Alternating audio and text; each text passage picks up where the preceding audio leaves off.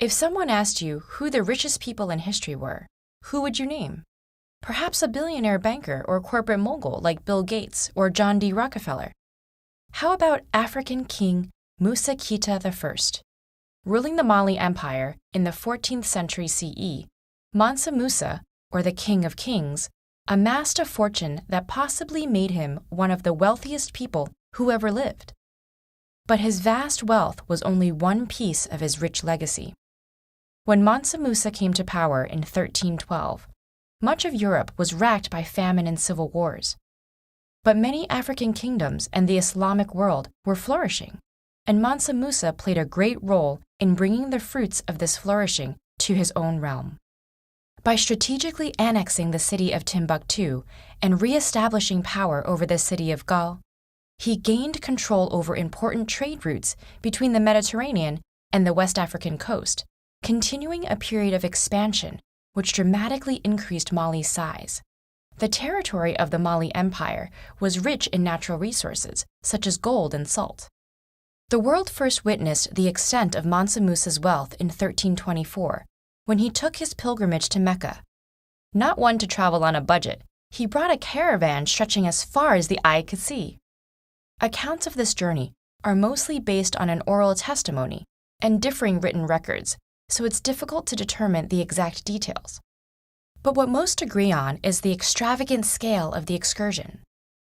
Chroniclers describe an entourage of tens of thousands of soldiers, civilians, and slaves, 500 heralds, bearing gold staffs and dressed in fine silks, and many camels and horses bearing an abundance of gold bars. Stopping in cities such as Cairo, Mansa Musa is said to have spent massive quantities of gold, giving to the poor, buying souvenirs, and even having mosques built along the way. In fact, his spending may have destabilized the regional economy, causing mass inflation. This journey reportedly took over a year, and by the time Mansa Musa returned, tales of his amazing wealth had spread to the ports of the Mediterranean. Mali and its king were elevated to near legendary status, cemented by their inclusion on the 1375 Catalan Atlas.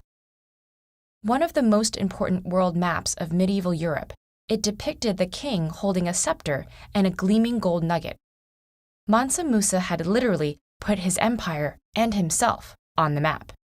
But material riches weren't the king's only concern. As a devout Muslim, he took a particular interest in Timbuktu, already a center of religion and learning prior to its annexation. Upon returning from his pilgrimage, he had the great Djinguereber Mosque built there with the help of an Andalusian architect. He also established a major university, further elevating the city's reputation and attracting scholars and students from all over the Islamic world. Under Mansa Musa, the empire became urbanized, with schools and mosques in hundreds of densely populated towns. The king's rich legacy persisted for generations, and to this day, there are mausoleums, libraries, and mosques that stand as a testament to this golden age of Mali's history.